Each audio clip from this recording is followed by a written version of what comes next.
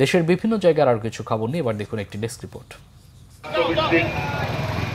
দেশের দ্বিতীয় সমুদ্রবন্দর মোংলা উপজেলা স্বাস্থ্য কমপ্লেক্সকে 50 শয্যা থেকে 100 শয্যায় উন্নীতকরণের দাবিতে মানববন্ধন হয়েছে।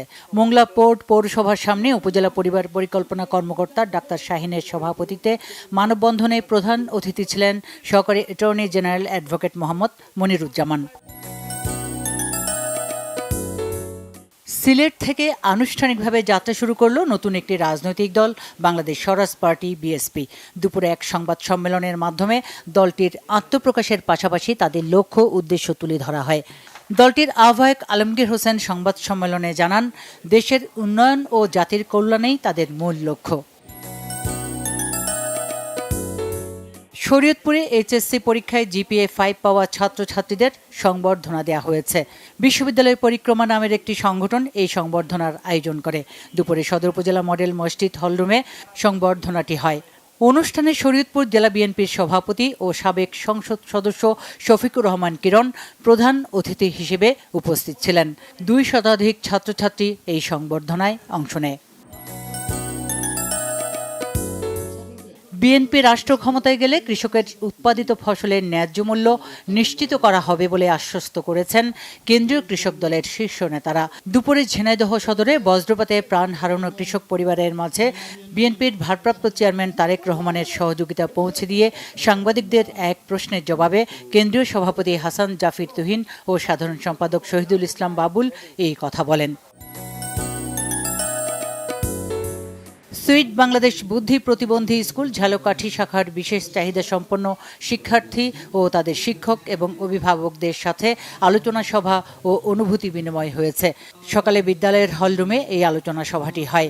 প্রধান অতিথি ছিলেন বিএনপি চেয়ারপারসনের উপদেষ্টা ডাক্তার জিয়াউদ্দিন হায়দার। পরে বিশেষ চাহিদা সম্পন্ন শিশুদের অংশগ্রহণে মনোজ্ঞ সাংস্কৃতিক অনুষ্ঠান হয়।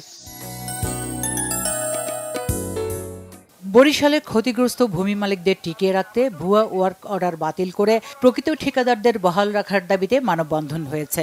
কলাপাড়ার 1320 মেগাওয়াট তাপবিদ্যুৎ কেন্দ্রের জেটি ঘাটে এই মানববন্ধনটি করে উপজেলার মরিচবুনিয়া গ্রামের ক্ষতিগ্রস্ত পরিবারগুলো। ফরিদপুরের মধুখালীতে খ্রিস্টান ধর্মাবলম্বী ব্রিটিশ যুবককে বিয়ে করায় ব্রিটিশ এম্বাসির এক সাবেক নারী কর্মচারীকে মধ্যযুগীয় কায়দায় নির্যাতনের অভিযোগ উঠেছে। সকালে সংবাদ সম্মেলনে এই অভিযোগ করেন ব্রিটিশ হাইকমিশনের সাবেক নারী কর্মচারী লাভলি আক্তার। মুন্সিগঞ্জের লৌহজংয়ে হামিদুর রহমান সিনহা স্মৃতি ফুটবল টুর্নামেন্ট 2025 হয়েছে। লৌহজং উপজেলার কলমা হাই স্কুল মাঠে উদ্বোধনী ম্যাচে প্রধান অতিথি ছিলেন মুন্সিগঞ্জ জেলা বিএনপির আহ্বায়ক সাবেক প্রতিমন্ত্রী মিজানুর রহমান সিনহা।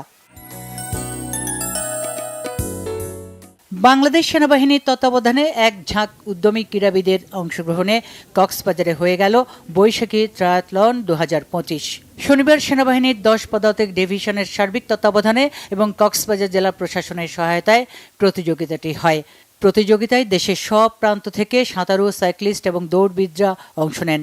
এছাড়া একজন বিদেশি নাগরিক এই প্রতিযোগিতায় অংশ নেন। Bangla vision news desk.